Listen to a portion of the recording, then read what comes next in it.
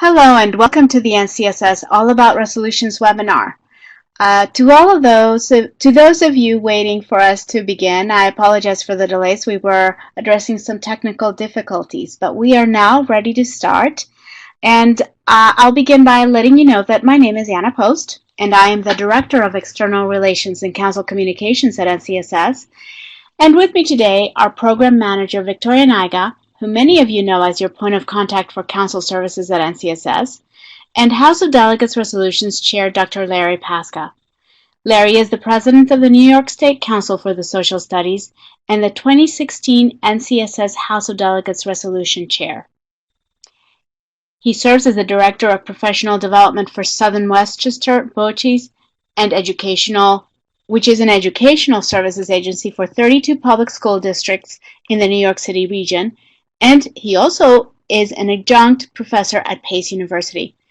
Before I turn over the presentation to him, I just wanted to encourage you to share your comments and questions via the chat box on your lower right-hand corner. Larry, thank you for being with us today and doing this presentation. Without further delay, let me go ahead and turn the floor over to you.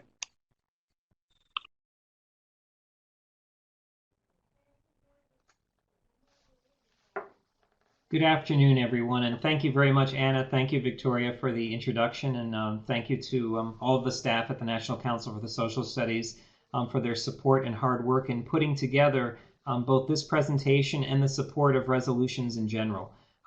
This webinar is, as the title says, a crash course in writing, crafting, and submitting resolutions to the NCSS House of Delegates. This is a critical part of the advocacy process of both our professional organization as well as among our membership. It's really vital that the members of NCSS have a voice and a real role in shaping the future of social studies education around our country. And the resolutions process enables affiliate councils, state councils, organizations, other groups, communities within NCSS to have a voice in the critical issues that matter.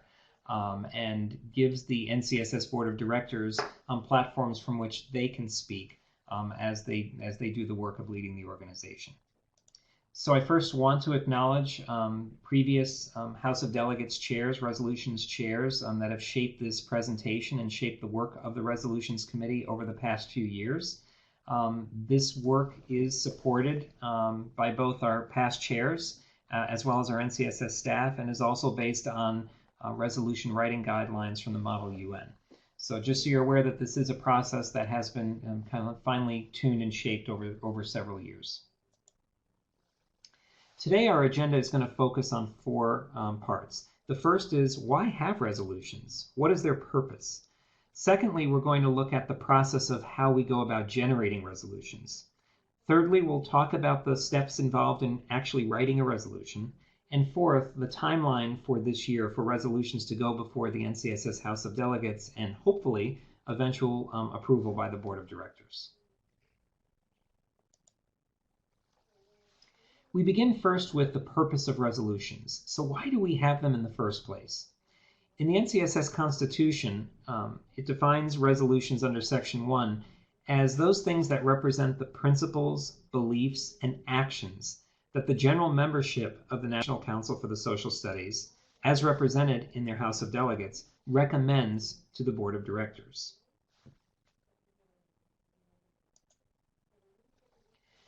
So, as we mentioned just at the very beginning, resolutions give a voice for NCSS's members to guide the Board of Directors in 5 critical areas: current or future NCSS business operations, social studies education, history and social science inquiry, relevant social and political issues, and courtesy and commendation, so recognizing exemplary leadership and service in the social studies profession.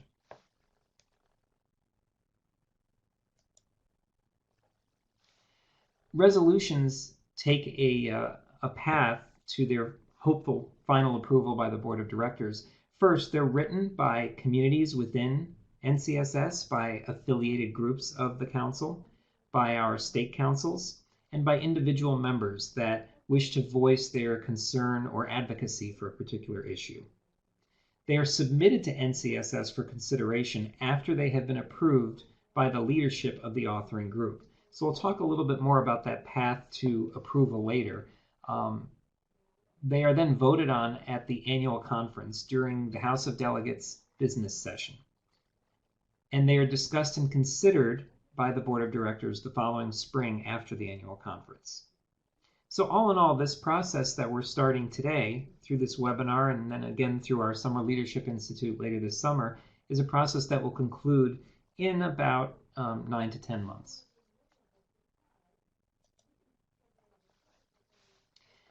So we talked briefly about the steps of what a resolution can do. What resolutions cannot do is in any way change the structure of the National Council for the Social Studies, nor can they bind NCSS to spend money. The Board of Directors considers each resolution that is adopted by the House of Delegates during the annual convention, but they may decide not to implement one or more of them. So the critical piece to understand with this is that even though a resolution may pass from the House of Delegates, and even though they will forward those resolutions forward to the Board of Directors, the board does reserve the right to decide not to implement a resolution that's been adopted by the HOD. So again, in the introduction, we talked a little bit about why we have a resolutions process and why NCSS puts forth resolutions to begin with. Well, as a whole, because they represent our voice as members and they represent our voice as a social studies community, they also represent an opportunity for local issues or state issues that we think may be of national importance and prominence to go before the larger membership of the National Council. And they are a means by which we as members and we as an organization get to model the democratic process right in our own organization. So they become, again, a very critical pathway for our voices as social studies educators to be heard on a national scale. And I do want to look at that second bullet for a second to say that the notion that a local issue in one community may be so vital that really we're looking at the entire country needing to rally around it and understand it and advocate for it. So the fact that it's a local or a state issue doesn't mean it's not of national importance. Quite the opposite. Resolutions give local and state voices national exposure to issues that are most important to them. So how do we generate resolutions? Well, first, we want to think of a couple of key questions. And so whether you're representing a local organization, a state council, an affiliate group, or community of NCSS, you're probably thinking about significant issues all the time that concern your group. So what are the significant issues that concern your council that are worthy of NCSS's attention or action at this point in time? Another question you may ask is, what issues have an impact on social studies educators at the local and/or state level? A third question you may ask is, what are the current and future goals of NCSS? So NCSS is currently at work on a strategic plan that is focused on 5 core areas of advocacy and visibility, education and knowledge, membership, an engaged citizenry, and excellence in the social studies. So thinking about these 3 questions as a start is a way to look at how you generate resolutions. What is worthy of time and attention at the National Council for the Social Studies level? What can NCSS advocate for? And what are issues that have that big impact on the social studies profession? So just taking a brief look at those 5 components of NCSS's strategic plan, by education and knowledge, NCSS will be the leading resource for professionals who seek social studies knowledge, collegiality, and learning opportunities throughout their careers. For advocacy and visibility, educators and public policymakers will regard NCSS and its members as shapers of educational policies impacting social studies. In membership, NCSS will unite professionals of all grade levels and social studies disciplines. In citizenry, social studies knowledge and skills will be central to sound decision-making and engagement in civic life. And for social studies excellence, the social studies, based on NCSS policies and standards, will be recognized as a core subject. So thinking of these 5 components of NCSS's strategic plan as you're going through the generation process for resolutions, becomes really a critical first step. There may be other questions that you or your organization want to consider when you're generating resolutions. The first might be, what recommendations can be offered to support the organization and its membership? How can the actions of NCSS improve the teaching and learning of social studies? Are there issues in your state or special interest group that are not addressed? You haven't seen them addressed perhaps in public policy. Maybe you haven't seen them addressed in the media or news, or you haven't seen them addressed by NCSS or other social studies organizations before. Likewise, are there issues that NCSS is not effectively addressing that need more or different action? And what do your constituents, such as your state, committee, and affiliated group members, feel is important to social studies education? So again, you don't necessarily consider all 5 of these, but these are the types of questions you may ask either yourself or your group that you're representing when you're trying to figure out what is the advocacy platform that you would like the National Council for the Social Studies to engage in the upcoming year. So now that you've thought of these questions and you've generated some possible topics for resolutions, thinking about the issues, thinking about the actions, thinking about the core principles, beliefs, values that we have as social studies educators, now it's time to practice writing. So let's take a look at the writing process itself and how you write resolutions. So the first step is to create a title, a concise and accurate description of the subject of your resolution. So what will that subject be? It could be general, it could be specific. Your subject title could be something as broad as advocacy, or ESSA reauthorization, or something on the state of assessments around the country. Your resolution should have sponsors and potentially co-sponsors. So a resolution sponsor is the group or groups that created the resolution.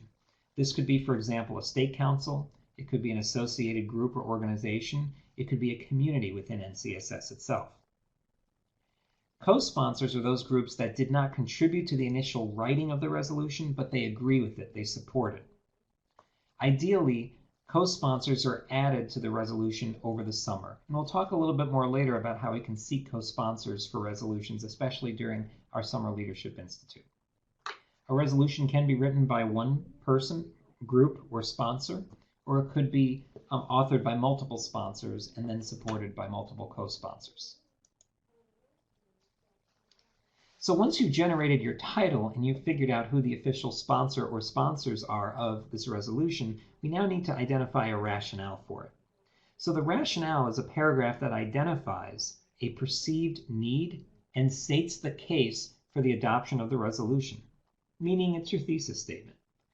It's best to keep the rationale short, generally no more than a single sentence, but think of it as your thesis statement, your claim. It's your powerful opening that says this is why we need this resolution.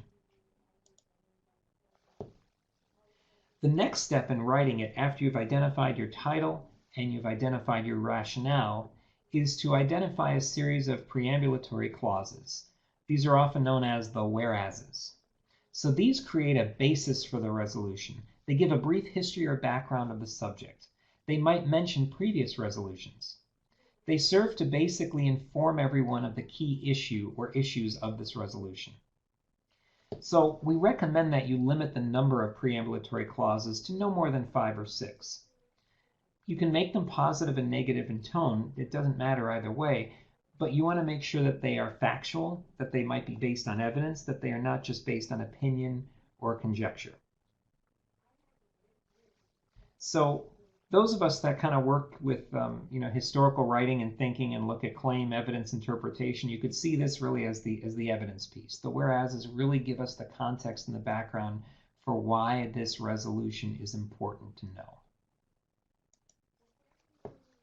Here are some examples of useful preambulatory openings.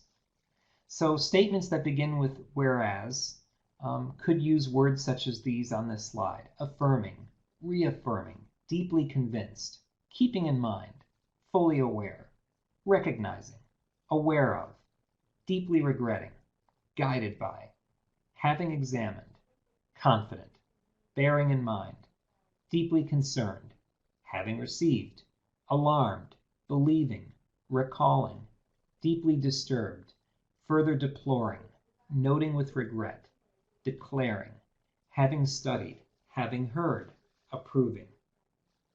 This is not necessarily the complete list of preambulatory openings, but it's a representative sample of the types of language you can use with a whereas statement to create a fact-based, informative preambulatory clause.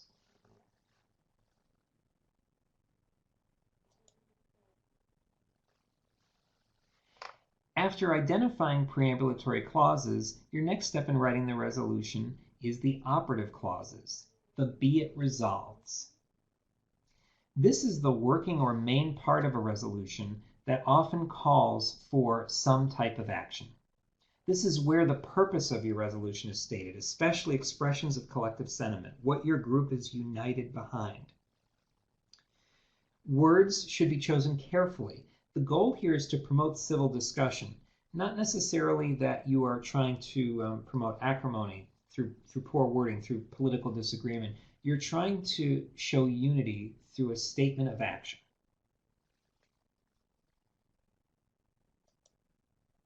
So some examples of operative clause verbs, and again, these are just examples, a representative sampling, not necessarily all of the ones that you could use, but ones that we find most often work effectively in resolutions are words like accepts, confirms, endorses, regrets, affirms, considers, requests, further requests, approves, declares accordingly, urges, solemnly affirms, further invites, calls upon, designates, reaffirms, takes note of, condemns, reminds, further reminds, recommends, encourages, further recommends. And again, we welcome other types of clause verbs that again state the case and again promote us to take action, and they're very clear and direct about the action that we need to take. So we're going to go into some bullet points of things you should consider when you are writing these clauses. So going back to the preambulatory clauses for a moment, you want to discuss the issue, the topic, its history, and other current issues regarding it. Again, thinking of this as your evidence, the justification. So those of us that write papers with literature reviews, you want to think of this as digging deep into the history of why this issue is important and all of the factual knowledge, information that we can muster to understand this issue effectively. You're encouraged to refer to previous NCSS actions and/or resolutions on the topic when possible. NCSS puts out several position statements. You may want to look at position statements that have been authored in the past and approved by the Board of Directors. You may also want to look at supporting literature, the latest scholarship in social studies education that relates to this particular issue and how that could be used to support your resolution. In the operative clauses, you want phrases that seek to solve the problem. You're not just making bold statements, you're not just identifying problems, you're identifying solutions to the problem. You've already identified the problems through your preambulatory clauses because you've provided evidence of why this is an important issue. Now you're trying to provide evidence in the operative clauses of how you solve that issue. You want to avoid inflammatory language. The goal is to get your position articulated and adopted. Your goal is not to criticize opposing groups. Because again, the purpose of a resolution isn't to critique or condemn. The goal of the resolution is to help take informed action. You do want to take into account the views of other groups whenever possible. And you want to make sure that your resolution is written from the point of view of the social studies. We use the phrase glittering generalities because we're not trying to make bold statements or pronouncements about the state of education in general or the state of particular groups or regions or issues. We're really trying to look at what is a social studies perspective of this issue that's been identified. How do we tie it back to our core discipline? If necessary or appropriate, you can refer to issues to already existing bodies, but you're not creating new bodies or entities. Again, remember that the goal of a resolution is not to bind NCSS to redo its structure or to spend money. You also want to avoid duplicating existing NCSS resolutions. Avoid duplicating existing NCSS activities or ongoing activities on an issue. So if NCSS has made a bold position statement, or they've made very clear actions referencing a particular issue, it's not necessary to offer a new resolution on the same issue. Unless you're trying to take that issue in a different direction, perhaps, or if you're calling for different action of that issue. So you've kind of gotten to this point of you've drafted a title, a rationale, you've written your preambulatory and operative clauses. You've gotten it to a point where you feel you've made a statement, made a claim, you've provided evidence, and you've provided a solution. You may want to now think about the following questions as you review your work. How effectively is the purpose of your resolution articulated? Is it clearly and concisely worded? Does it follow that appropriate format of rationale and statement of action, a statement relating to the goals and purposes of NCSS, and a statement relating to professional interests of NCSS? Does the resolution contain actions that are prohibited? Again, keeping in mind, your goal is not to change the structure of NCSS, nor binding NCSS to spend money. Is the resolution you've crafted thoughtful and purposeful? Does it connect and extend the goals of NCSS as outlined in their strategic plan? And if so, how? Has this or a similar resolution been considered before? And does the resolution represent the interests of your state or special interest group? Again, you're from a particular state or local organization or community with a particular issue or need, so make sure that your resolution reflects that. And again, a well-written resolution is likely an issue or need that's going to be supported by multiple states, local councils, professional organizations, and communities.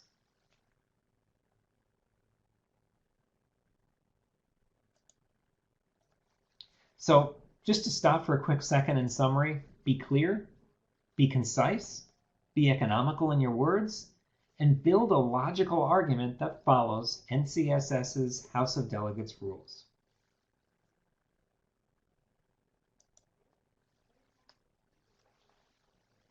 So let's take a brief look at a well-written example. And again, this is just a representative sample, but just to kind of put it in practice so you can see what it looks like. Here's a resolution, number 070114, and the title is NCSS to encourage and support the establishment of legislative liaisons at the affiliate levels by providing training at the national conference. This resolution has 5 identified sponsors: Colorado, California, Maryland, Oklahoma, and Prince George's County. It also has 6 co-sponsors. Again, co-sponsors signed on to this resolution after it was drafted in support of it: Oregon, Connecticut, Massachusetts, Wisconsin, New Mexico, and Texas. So the rationale statement for why this resolution is that the current National Council for the Social Studies body is in need of legislative liaisons who identify and monitor critical issues and engage in proactive media and public relations in a timely manner as they relate to educational policy and programs that impact social studies education on the local, state, and national levels. So one sentence that clearly communicates why this resolution. The whereases, the preambulatory clauses. This particular resolution has 2. The first is, whereas it is essential to have communication between NCSS and the state and local affiliates on critical issues to support the advancement of social studies as they relate to educational policies. And the second clause, whereas training is essential to the creation of effective legislative liaisons. So again, keeping in mind that the purpose of these whereas statements is to build the case with factual evidence. So these should be statements that can be defended. The be it resolved, a clause, NCSS should encourage and support the establishment of legislative liaisons at the affiliate levels who will monitor critical issues and engage in proactive media and public relations in a timely manner as they relate to educational policy and programs that impact social studies education by providing training sessions for legislative liaisons at the annual conference facilitated by NCSS staff. So actually, if you notice, the rationale and the resolution itself are intertwined. They adopt much of the similar language, because the rationale is we have this need, and the resolution is here's how this need can be turned into an action, and here's who can be responsible for this action. So again, when you're looking at a resolution, this is not necessarily something that's longer than a half a page. A well-written resolution can be very short. You also are free to open up to more than just 2 preambulatory clauses. Again, our recommendation is you could have between 5 and 6 as an effective number.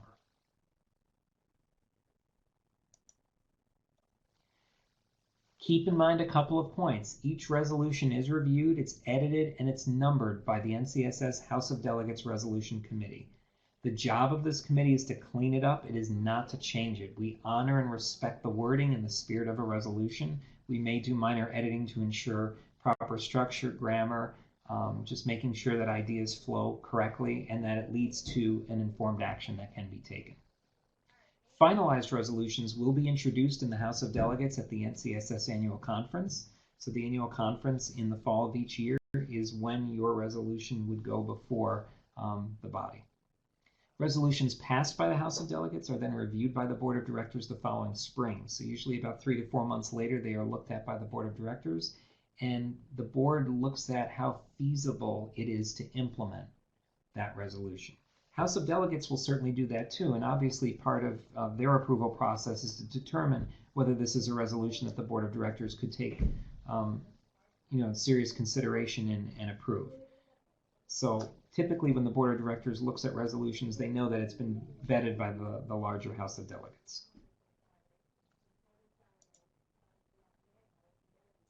So I'm now going to turn it over to Anna for a few moments to help us understand how the resolution writing process begins at the local council level.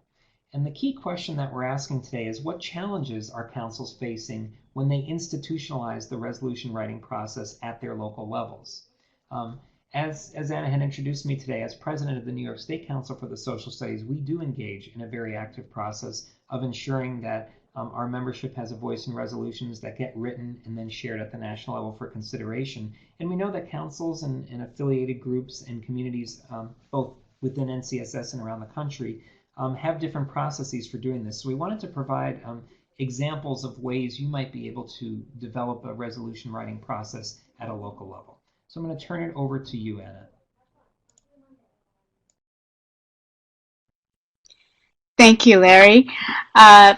This is a wonderful opportunity to have some of you. Before I get started, I wanted to ask if you would take a minute or two, those of you that are on the webinar, to let us know on the chat box whether you have an institutionalized resolution writing process at your state council level or local level, and if not, what some of those challenges seem to be for your council. And let me give you a minute or so, and we'll continue right after that.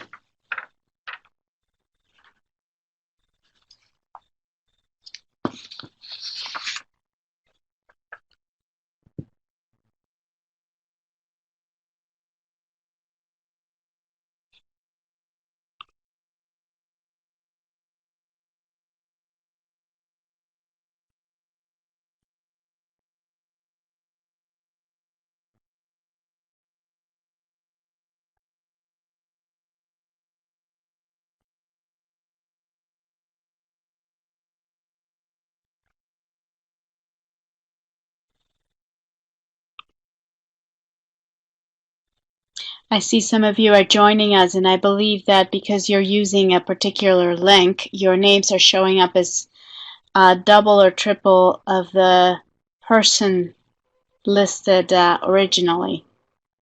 At least that's my understanding. What we're engaged in is, I've asked you to share if you have a institutionalized process for resolution writing at your council level, and if you don't, if you could let us know what you feel are the challenges to having that in place.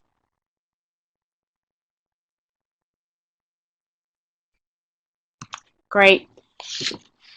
Let me move forward, and please feel free to keep on typing. I don't want to take a lot of time on this.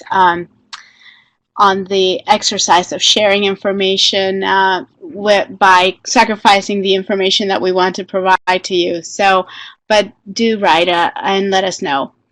So, you know, state and local councils can establish in their bylaws a resolution committee chair and a standing resolution committee. That's one of the ways in which you could begin to institutionalize this process.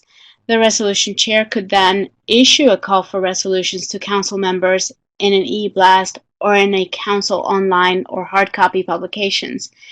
It should, of course, contain much of the information that Larry has been discussing during the webinar, which will be available for you as a recording and also as a set of PowerPoint slides after in the coming days. So the information you should share with your membership also should include the guidelines for writing NCSS HOD resolutions and a sample of written resolutions as provided by NCSS. And again, those samples are available through this webinar recording, and we are also happy to provide others that we might have in-house here. You just should feel free to contact us. If you email Victoria, we'll be able to help you. So other types of instructions that you would want to provide your membership are you could remind council members that resolution writing is an act of citizenship, that just as we endorse C3, college, career, and citizenship education for our students, that we should also be exercising the third C, citizenship, in our own actions in our state, local, and national councils for the social studies.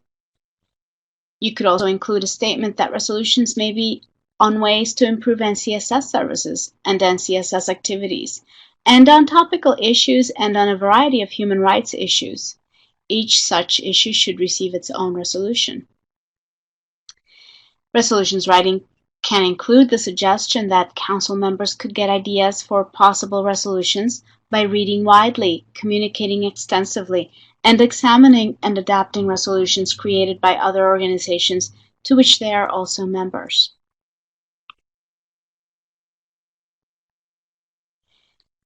The Council's Resolution Committee may also write resolutions. The Council Resolution Committee can edit, or does actually edit, and should be responsible for editing and amending submitted resolutions. The Resolutions Committee, I will back up for a minute, can actually write resolutions because their body consists of council members and thus is representative of the council members. But so there's different ways in which a council can actually structure this body and can structure the process. So these are suggestions. These are not hard, fast rules or a hard, fast structure. This is a model, a possible model. The State and Local Resolutions Committee chair can submit the resolutions then to the committee that has worked on and examined the resolutions, and those can be passed on to the council officers, the members of the council executive board or board of directors, followed by a board vote on them for submission to NCSS for HOD. So we are talking now about the next slide, which states a process for approval of resolutions that have been submitted through the membership or the resolutions committee of a particular council. And in terms of that process, you can, the resolutions committee can also read and evaluate and recommend resolutions for co-sponsorship to the council's executive board for a vote prior to co-sponsorship. Now, I know that for some of you that are online at the moment, some of you are experienced in resolution writing and some of you may not be. And so it will serve you well to refer back to the slides and the recording and go over some of the things that Larry mentioned, because this is part of that context of the different processes involved in a council brainstorming, developing, writing, and then submitting a resolution. And then after that, in a council having a set of procedures that they develop as they see fit to make a resolution an official council resolution so that it's representative of the full council, not just of the members or of the committee that wrote it. So that's what this speaks to. This slide speaks to. The next slide, we are talking about approval by the president acting alone while at the NCSS conference, approval by the council's appointed HOD delegates while at the NCSS conference, acting in caucus. So what we know is that there are certain instances in which a council will need to have clear procedures for its leaders that are representing it at the NCSS conference, at the House of Delegates sessions, at other specific, at the open hearings, for example, of resolutions that take place at the NCSS conference.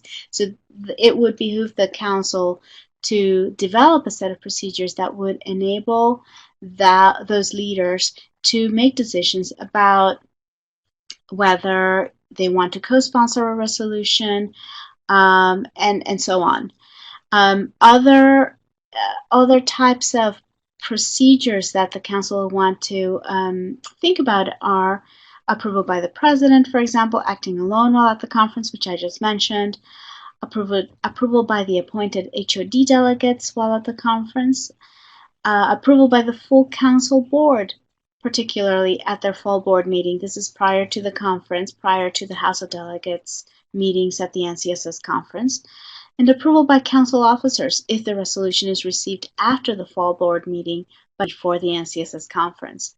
So these are just in general some ideas on on how a council can put together a model, a process, a structure to institutionalize their resolution writing.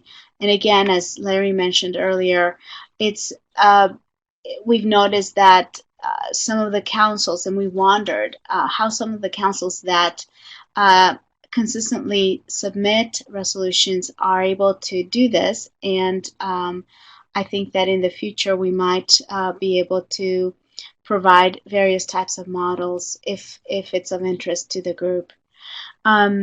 We had this information was in part shared by one of our expert resolution writers, Carolyn Herbst from the ATSS UFT New York City Council for the Social Studies. And in her view, I would be remiss in not stating this.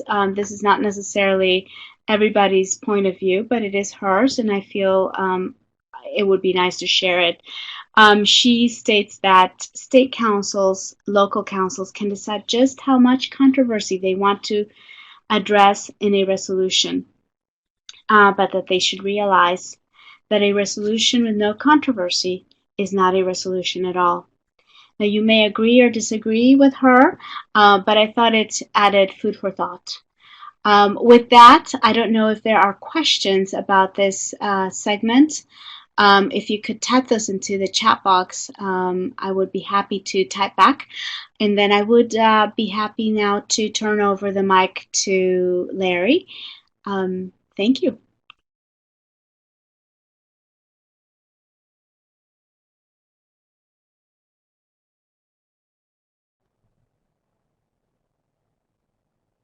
Thank you very much, Anna. So I think we had a question about the resolution's writing process. Corey, is that your question?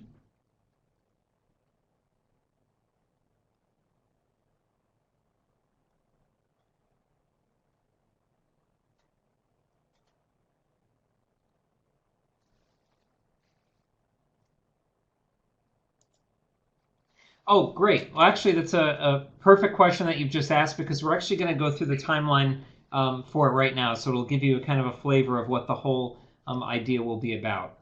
So again, just going back to the initial slide of why resolutions and the fact that we do them to provide a mechanism for taking informed action in social studies education, ultimately to have the National Council for the Social Studies represent the interests of us as its members, and represent the needs of social studies education around the country, and because our members span other countries, really the needs of social studies education worldwide.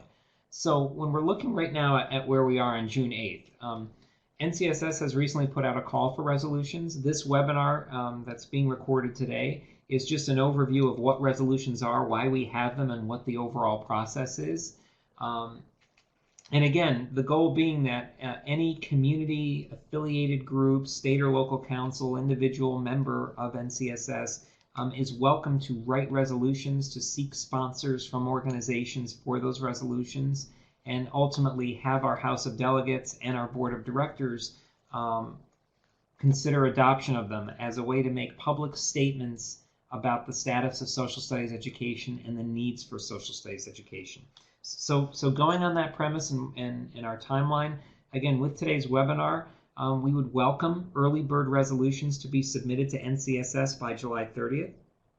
At the Summer Leadership Institute, participants will have an opportunity to draft resolutions. I will be on hand to help work with folks on feedback on drafted resolutions, on helping to build partnerships across organizations that are there, and an opportunity for potential sponsors to emerge on resolutions that are drafted.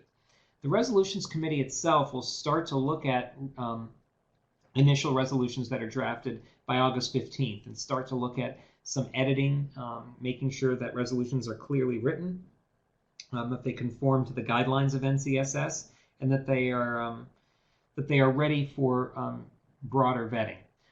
NCSS resolutions are then shared with state councils, local councils, associated groups, and communities by August 30th. And that gives organizations time to look at these resolutions throughout the fall. Many organizations have fall board meetings and other gatherings where groups of members can spend some time looking at the drafted resolutions, deciding whether they want to perhaps co-sponsor one, deciding whether perhaps they want to consider drafting some of their own. And from that process, we're looking at early bird resolutions with co-sponsorships to be submitted to NCSS by September 23rd. So again, the goal is that by the fall, any organization that wants to take part in either signing on to an existing resolution, early resolution, has a chance to do so. Within a week after that date, co-sponsorships are emailed back to the sponsors with resolution committee edits. So as you can see, the resolution committee itself is going to have a busy fall because there will be an exchange of resolutions back and forth to ensure that the wording is correct, that the language is clear, that there is purposeful intent and action in the resolution itself. And early bird resolutions would be finalized by October 10th this fall. Early bird resolutions are shared with the House of Delegates by November 1st, and the resolutions that are reviewed by the House of Delegates during their meetings would be voted on Saturday, December 3rd during the annual conference when the House of Delegates meets. Past resolutions are then reviewed by the Board of Directors in the spring. And a couple of just key dates that you should know, just again, knowing that in the fall, we're very busy taking resolutions that are drafted and editing them and sending them back, and making sure that resolution writers have the opportunity to get co-sponsors if they so choose. The Resolutions Committee holds a hearing at NCSS during the annual conference. So that would take place this year on Friday, December 2nd. I believe it's scheduled from 9 to 10:30 a.m. I will be there along with other members of the Resolutions Committee. And the intent at that time is for anyone to debate and discuss their resolutions in front of the whole committee. And it is an opportunity for sponsors and co-sponsors to state their claim and advocate for their resolution. The House of Delegates itself is meeting Friday, December 2nd in the afternoon. Typically, they meet towards the end of the day. And then they meet again Saturday morning, December 3rd, typically between 8:30 and 10 a.m. And so during the first portion of the House of Delegates that Friday, usually the resolutions are introduced so that the attending delegates have a chance to review them. And then that Saturday morning is when they would vote on them. And again, voting does not bind NCSS to adopting them. It merely, by voting on the resolutions at that time, those resolutions that are approved move forward to the Board of Directors in the spring for review and possible approval. And so at any time, I welcome you to contact me as Resolutions Committee Chair for this year. My email address is lpaska@yahoo.com. I also invite you to contact Eugene Earsom, who is our Vice Chair. His email is earsom@ou.edu, as well as any of our members, Sherry Arnett, Brian Traxler, Elizabeth Milligan, William Osick, and of course Victoria and NCSS. She can be reached at victoria@ncss.org. Contact us at any time with any questions following this webinar. I know that sometimes the minute presentations like this end, you think of a couple of questions and you wish you had the opportunity. Please do reach out at any time with questions about the resolutions process, the timeline, what happens, how to get more involved, and just how to connect with us as a committee just on issues that may be important to you. Even if it's something simple as just saying, hey, I think this is an issue. Do you think this is something that could make the substance of a good resolution? We're happy to help in that regard. So in the meantime, I first want to thank you for participating in today's webinar. I hope that this was informative to you, and I hope that it's getting you to start thinking about how you can engage your organization in resolutions development for possible consideration by the HOD later this year. I also want to give my sincere thanks to Anna and Victoria for coordinating this webinar, the presentation, and for their hard work in making sure that advocacy is a core part of NCSS's operations and making sure that all of us as members have a voice in social studies education around the country. So again, thank you for your service, your leadership. Thank you very much, everyone, for participating. And I hope to see your resolutions starting this summer and fall. And I'm hoping you'll take the opportunity to take some informed action and create something very meaningful that can represent your voice and that truly represents our field very well. So thank you.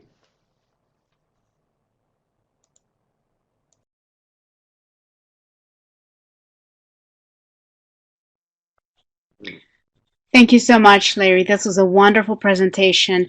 And I was just writing a little bit on the chat box, letting everyone know that the slides will be available before the end of the week.